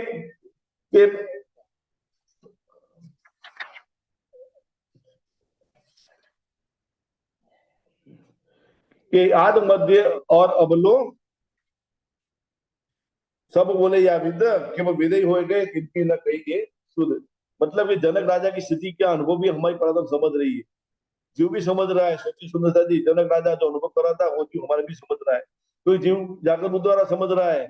इसका स्वाभाविक है कि दुनिया के अंदर खड़ा है, पांच तत्व का शरीर धारण किया, वो खड़ा हुआ है। लेकिन अब सुपन बुद्ध नहीं है दिल भीतर। सुपन बुद्ध जो थी वही बुद्धि जो उलट थी वो सीधी हो गई। मतलब पात्र पहले उल्टा था, अब पात्र सीधा हो गया है। स्वाभाविक है कि पात्र में अब खजाना को धारण करने की बात आती है। सुंदर से सोचिए, कोई भिक्षुक जो होता है भिक्षा लेने जाता है, अब उस पात्र उल्टा करके भिक्षा मांगे तो कोई भिक्षा देना चाहे तो कैसे दे सकते हैं? क्योंकि पात्र उल्टा होता है तो स्वाभाविक है कि अंदर कोई कोई भी चीज धारण कर सकेगा नहीं, उसको पात्र सीधा करना पड़ेगा। और पात्र सीधा करेगा तो स्वाभाविक है भिक्षा जो देने वाला है वो भिक्षा अंदर दे सकता है, मतलब कि प्राप्त किया हुआ वस्तु को धारण कर सकता है। पात्र उल्टा कर दो तो स्वाभाविक है कोई भी चीज टिकेगी नहीं, गिर जाएगी। तो स्वाभाविक है कि सुपन बुद्ध थी जीव की हमारी, तो धनी ने मेहर कर दी, तो उस बुद्धि को जो उलट थी, जो सुपन बुद्धि उलट थी, उस बुद्धि को सीधी कर दी। बुद्धि तो वही की वही है, बुद्धि सीधी हो गई, जागृत बुद्धि हो गई। तो ये सीधी करने का मतलब क्यों है? जीव हमारा अंश किसका है? आदिनारायण महाविष्णु का अंश है। और आदिनारायण महाविष्णु की बात करें, अज्जादिल की बात करें, तो धनी ने उसकी बुद्धि उलट कर दी थी। तो स्वाभाविक है कि अजादिल की जो बुद्धि है, आदिनारायण महाविष्णु की जो बुद्धि है, वही बुद्धि हमारे जीव के अंदर है। तो आदिनारायण महाविष्णु की बुद्धि उलट थी तो हमारे जीव की बुद्धि उलट थी। जो आदिनारायण महाविष्णु का जीव महसूस कर रहा है वही महसूस हमारा जीव कर रहा था। लेकिन फर्क ये है कि हमारे जीव को धनी ने जागृत बुद्धि प्रदान कर दी, तो हमारे जीव की बुद्धि तो उलट वो सीधी हो गई, जो आदिनारायण महाविष्णु की नहीं हुई है। बस इतना फर्क है आदिनारायण महाविष्णु के जीव के अंदर और हमारे जीव के अंदर, इतना फर्क हो गया है। सोचिए सुंदर साथ, तो ये जीव सारा समझ रहा है जागृत के द्वारा कि आद मध्य अबलो, जीव पहचान कर रहा है। सब बोले या विद, उसको जनक राजा की हकीकत भी समझ में आ रही है कि जनक राजा, दुनिया कहती है विदेही है विदेही है, लेकिन विदेही का जो अनुभव होना चाहिए वो अनुभव जागृत बुद्ध के द्वारा नहीं था, सुबोध बुद्ध का अनुभव था। स्वाभाविक है उनका फेरा भी फोकट गया था, लेकिन मेरा पूरा अब फोकट होने वाला नहीं है। हमारा जो समझ रहा है जागृत बुद्ध के द्वारा और जी के मार्फत से ले देखने हमारी परतम सारी बातें समझ रही है। कुदरत को माया कही, गफलत मोह अंधेर, कुदरत को माया कही। सुंदर जी चौपाई बदल गई सुंदर जी, हाँ 12 नंबर, सॉरी सुंदर जी 12 नंबर की चौपाई। वेदो कद कद यो कथ्या सब मिथ्या चौदे लोग, दो पेज छूट गया, 36 नंबर की चौपाई भूल गया था सुंदर जी। 12 नंबर की चौपाई है, वेदो कद कद यो कथ्या सब मिथ्या चौदे लोग। वेद की हकीकत ही अभी हमने बात की कि शून्य में दौड़ लगाई परमात्मा की खोज करने के लिए, लेकिन अंत में परिणाम क्या मिला? नहीं थी नहीं थी, नहीं थी कर कह दिया। और फिर क्या कह दिया? अगम निगम। जाते हुए क्या कहते? अगम अगम, क्योंकि कोई गम नहीं थी तो दौड़ लगाई, तो लेकिन अंत में कुछ हाथ आया नहीं तो क्या कह दिया? नहीं थी और वापिस आ गए तो क्या? निगम निगम। तो फिर क्या? बकते बकते यो बके एक अनेक सब फूक।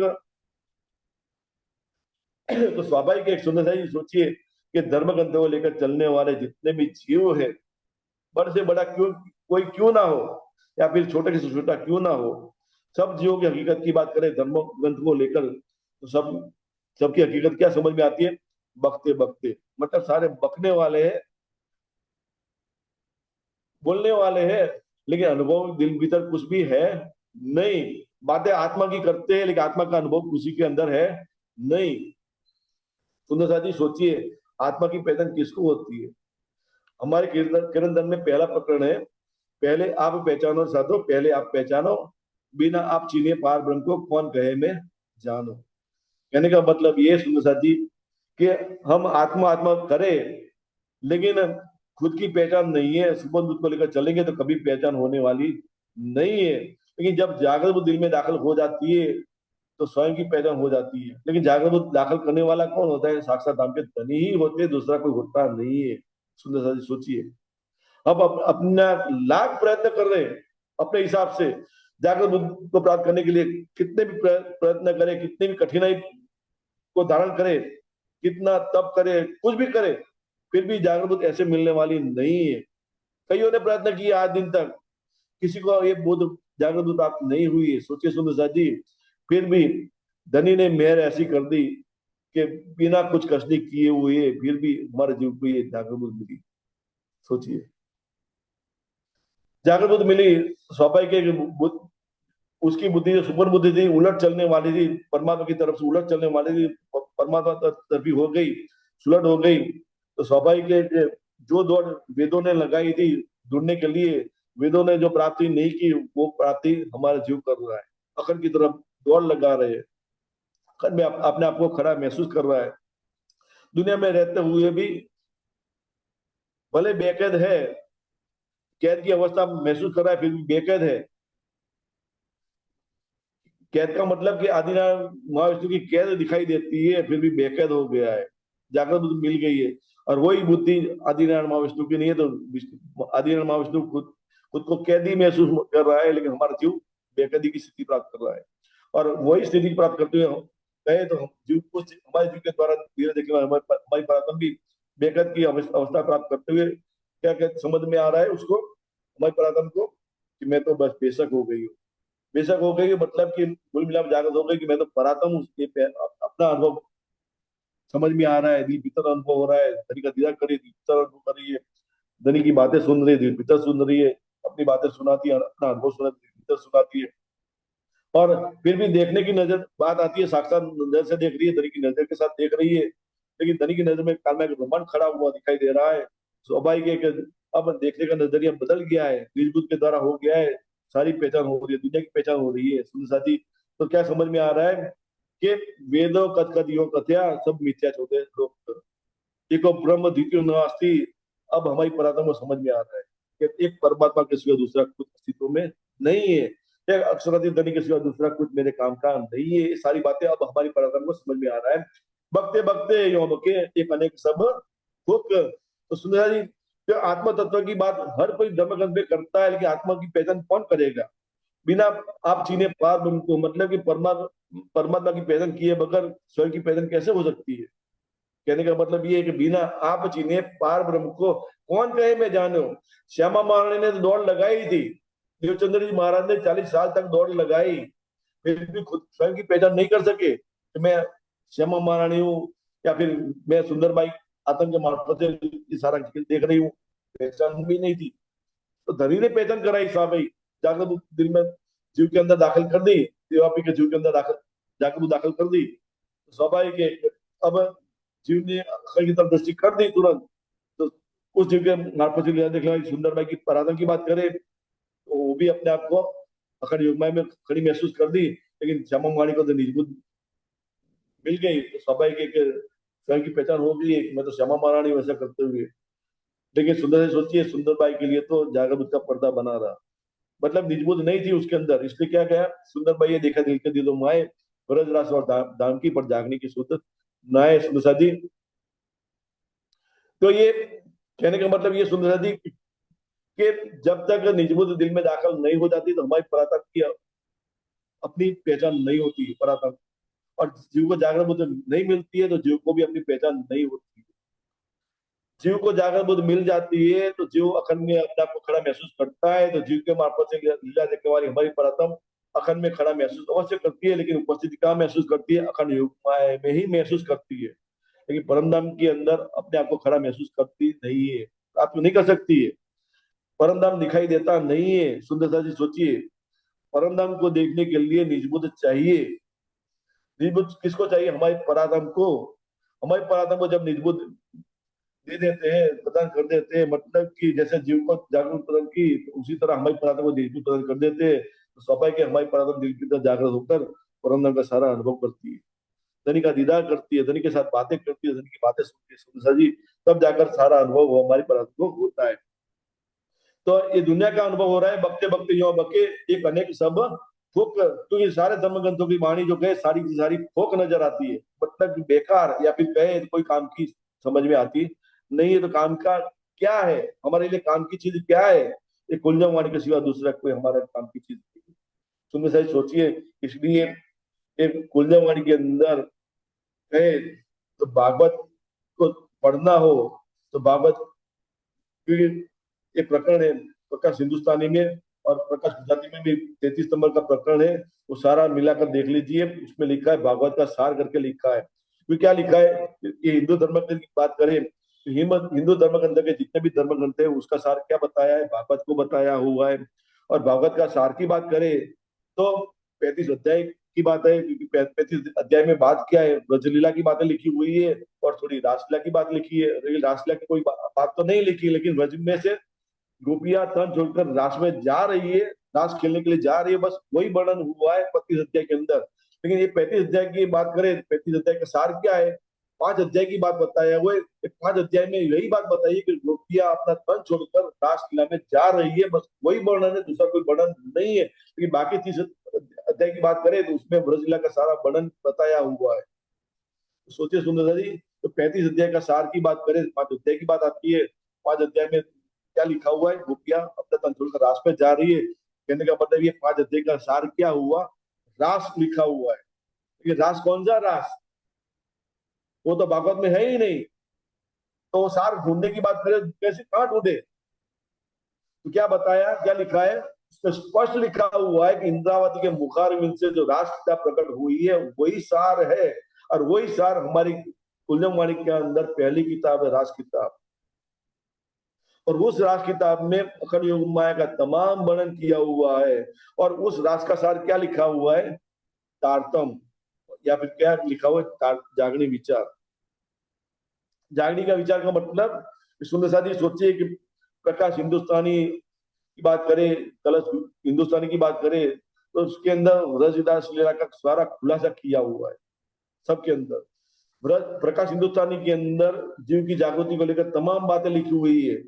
जागृत को लेकर अखंड का जो अनुभव करने की बात होती है, सारी बातें लिखी हुई है। और कलश हिंदुस्तान के अंदर की बात करें तो निजबूत को लेकर ब्रज रासलीला का तमाम खुलासा कर दिया हुआ है अंदर। सुंदर सा सोचिए। तो अब ये हिंदू धर्म की बात आई, लेकिन अब पश्चिम धर्म की बात करें तो स्वाभाविक है कि जितने भी किताबें, अंजील, जम्बूल, तौरात और कुरान की बात करें तो सारे के सारे किताब रद्द कर दिया हुआ है। और हमारे हिंदू धर्म की बात करें तो सारे धर्म का तो रद्द कर दिए। और सार की बात करें तो सार लेकर चलने की बात आती है, सार कहाँ है, राष्ट्र के अंदर है। और 4 किताब, पश्चिम की तरफ की 4 किताबों की बात करें तो अंजील क्या है, नाश किताब है। जम्बूर क्या है, प्रकाश किताब है। तौरत क्या है, कुरान कलश किताब है। और सनद क्या है, कुरान किताब है। कुरान मतलब कुरान को रद्द कर दिया, कुरान को दोबारा फिर से उतारा गया, लेकिन नए नाम से उतारा गया तो नाम क्या दे दिया, सनद वाणी दे दिया। तौरत किताब को रद्द कर दिया तो नए नाम से उतारी, क्या नाम दे दिया, कलश किताब नाम दे दिया। जम्बूर किताब को रद्द कर दिया तो नए नाम से उतार दी, तो क्या नाम दे दिया, प्रकाश नाम दे दिया। तो सुधा जी, ये मतलब कि हम अब हमारे लिए गुलजम वाणी के अलावा दूसरा कोई है ही नहीं चाह रहा। सारा के सारे बेकार है, रद्द कर दिए गए। ये बात बताने की बात है कि बकते बकते यो बके एक अनेक सब ठोक, बुद्ध तुरिया दृष्ट श्रवणा, जहां लोग पहुंचे मन, बुद्ध तुरिया दृष्ट श्रवणा। सुंदर सोचिए, ये तुरिया अवस्था की बात करें तो तुरिया अवस्था क्या क्या होती है, कि अखंड में खड़ा होने की बात आती है। मतलब कि जैसे रासलीला की हकीकत हमारी क्या थी, जब गोपियां बनकर हम लीला देख रहे थे, धनी की नजर में देख रहे थे, क्योंकि धनी की नजर में हमने ब्रज लीला देखी, धनी की नजर में ही रासलीला देखी, और धनी की नजर में ही ये जागने का ब्रह्मांड देख रहे हैं, जागने लीला को महसूस कर रहे हैं, हमारी परात्मा महसूस कर रही है। तो सुंदर से सोचिए कि जब रासलीला का अनुभव कर रहे थे, हमारी परात्मा कर रही थी, मतलब रासलीला देख रही, धनी की नजर में देख रही थी, तो हमारी अवस्था क्या थी, तुरिया अवस्था, अर्ध जागृत अवस्था थी, या फिर कहे तो ये तुरिया, और फिर तुरियातीत अवस्था एक होती है, उसके परे की बात आती है। तो ये समझने की बात है कि बुद्ध तुरिया दृष्ट श्रवणा, जहां लोग पहुंचे मन, ये होशी उत्पन्न सब पना, जो आवे मीने वचन। मतलब कि अंधकार को लेकर चलने की बात है, सुमन बुद्ध को लेकर चलने की बात है। दृष्ट श्रवणा, बुद्ध तुरिया मतलब कि जागृत बुद्धि थी, उलट थी, तो सुपन अवस्था को प्राप्त किया हुआ था, तो स्वाभाविक स्वप्नावस्था मतलब अज्ञानता को लेकर चलने की बात थी। दृष्ट श्रवणा, तो सुपन बुद्धि को लेकर चलने की बात कहे तो स्वप्नावस्था को देखने की बात आती थी। सुनने की बात आती है तो सुपन अवस्था की बात, सुनने की बात आती थी। जहां लोग पहुंचे मन, जीव की बात है, तो मतलब कि जीव के अनुभव में तो वही बात आती थी, अज्ञानता के सिवा कुछ अनुभव में आता ही नहीं था। ये उसी उत्पन्न सब पन्ना, तो जो आवे मीने वचन, मतलब कि शब्दों के मार्फत से जितने के धर्म ग्रंथ लिखे गए, सारे के सारे क्या कह दिया, ये होशी उत्पन्न सब पना जो आवे मिले वचन। मतलब सुंदर जी, ये तुरीय अवस्था की कहे तो निद्रा को लेकर है, सुपन अवस्था को लेकर है, और उसके परे तुरीयातीत अवस्था होती है, मतलब कि अखंड में जाने की बात आती है। लेकिन हमारी अवस्था की बात करें, तुरीयातीत अवस्था से परे की बात है। शब्द शब्दातीत शब्दातीत से परे की बात है। सोचिए सुंदर जी, तीन बात पहले भी बताया था, सुपन बुद्ध, जागृत बुद्ध और निज बुद्ध। तो सुपन बुद्ध की हकीकत क्या है? ये हम यहाँ नया शब्द जुड़ा, तुरीय, तुरीय अवस्था, स्वप्न अवस्था को लेकर चलने की बात है, तुरीय अवस्था को लेकर चलने की बात है। फिर शब्दों को लेकर चलने की बात है, अज्ञानता को लेकर चलने की बात है, और उससे परे की बात करें तो तुरीयातीत अवस्था होती है, जागृत बुद्ध अवस्था होती है, अखंड योगमाया की बात होती है, अद्वैत की बात होती है। क्योंकि तुरीय अवस्था की बात को लेकर गए तो तुरीय अवस्था की बात करें तो समझिए, फिर से समझिए सुंदर जी, एक चार बातें हैं। बात तो तीन ही है, लेकिन शब्द अलग अलग है। एक तुरीयातीत और तुरीयातीत से परे, शब्द शब्दातीत शब्दातीत से परे, द्वैत अद्वैत स्वलीला अद्वैत, सुपन बुद्ध, जागरण बुद्ध और निज बुद्ध। तीनों मिला दे तो सारी बातें समझ में आएगी। तुरीय अवस्था, सुपन बुद्ध की अवस्था, शब्द की अवस्था, या फिर निंद्रा की अवस्था की बात करें, द्वैत की बात करें, सब एक जैसी स्थिति है, दुनिया के अंदर की स्थिति है। अद्वैत की बात करें तो अखंड योगमाया की बात हो जाएगी, तो अद्वैत की बात होगी, सप्तती की बात होगी, तुरीयातीत की बात होगी, अखंड की बात होगी। तो अब उससे उसके परे की बात करें, निजबुद्ध की बात होगी, तो तुरीयातीत के परे की बात होगी, सप्तती से परे की बात होगी, निजबुद्ध की बात होगी, परमधाम की बात होगी। जब तक ये निजबुद्ध दिल में दाखिल नहीं होती सुंदर है, तो हमारी परतम क्या अनुभव करेगी? सिर्फ तुरीयातीत अवस्था को प्राप्त करेगी, और तुरीय अवस्था को देखती रहेगी, मतलब अज्ञानता को देखती रहेगी, अखंड योगमाया की अनुभूति महसूस करेगी। लेकिन परमधाम के अंदर जागृत होने की बात करें, वो जागृति होती नहीं है। इसलिए सुंदर 313 को जागृत किया था, फिर भी एक एक भी सुंदर सा जागृत नहीं हुआ था। परमधाम के अंदर गए, दिल भीतर जागृति होनी चाहिए, पर आत्मा को किसी की जागृति हुई नहीं थी। सबकी जागृति अवश्य हुई जागृत के द्वारा, लेकिन पर्दा बना रहा हुआ था, अखंड में पहुंच नजर तक पहुंची थी, लेकिन अनुभव क्या हो रहा था? सिर्फ व्रज रास लीला का ही अनुभव हो रहा था। यानी कहे तो व्रज रास लीला क्या है? आदि का लीला है। व्रज रास लीला को लेकर चलेंगे, सुंदर साहिब सोचिए, अनुभव अवश्य जरूरी है, ऐसी बात नहीं है, लेकिन उस अनुभव को लेकर आगे चलने की बात है, उस अनुभव को पीछे छोड़ने की बात है। और आगे का जो अनुभव नया जो अनुभव हमारा जो अपना है, वो अनुभव को प्राप्त करने की बात है। सुंदर साहब जी सोचिए, जैसे हम नीचे खड़े जमीन पर और ऊपर जाने के लिए एक सीढ़ी रखी है, सीढ़ी पर चल के ऊपर जाते हैं, तो ऊपर जाते हैं स्वाभाविक है कि सीढ़ी का हमने उपयोग किया और ऊपर चले गए, तो फिर अब सीढ़ी हमारे कोई काम की रही नहीं, सीढ़ी वहीं की वहीं रहती है और हम आगे चले जाते हैं। तो उसी तरह सुंदर से सोचिए कि अखंड में जाने के लिए जागृत बुद्ध जीव को मिलना जरूरी है, लेकिन जीव को जागृत मिल जाए तो जीव की बस वहीं तक सीमित रहती है। हमारी परातन की बात करें तो दिल में निजबूत जागृत होना जरूरी है। ये हमारी परातन की बात है, क्योंकि हमारी परातन को परमधाम का अनुभव करना जरूरी है। जब तक ये अनुभव नहीं होता है सुंदर, हमारी अवस्था तुरीयातीत अवस्था बनी रहती है। ये कैसे तुरीयातीत अवस्था की बात को लेकर देवचंदी महाराज की हकीकत को कल, अब जब अगले शनिवार को करेंगे स्वरूप सुंदर जी, ये कैसे ये तुरिया और तुरियातीत अवस्था का अनुभव जो कैसा होता है, उसको विस्तार से हम बाद में स्वरूप करेंगे। या अभी ये चौपाई जो है, हम ये 12 नंबर की चौपाई तक सबूर रखते हैं।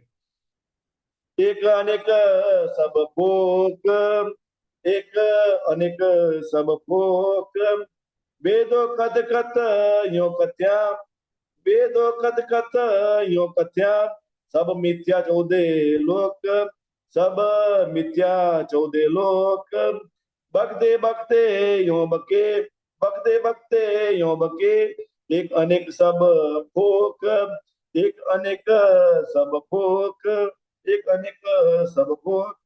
बोलो श्री प्राणनाथ प्यारे की जय, धाम के धनी की जय। प्रणाम जी सुंदर साथी। ये सरल किताब प्रकरण 5 चौपाई नंबर 12 तक हमारा सौर हुआ। लेकिन 13 नंबर की चौपाई में जो तुरिया शब्द की बात है उसको विस्तार से हम अगले शनिवार को सॉल्व करेंगे। कल सुंदर भाई लौकिक काम के लिए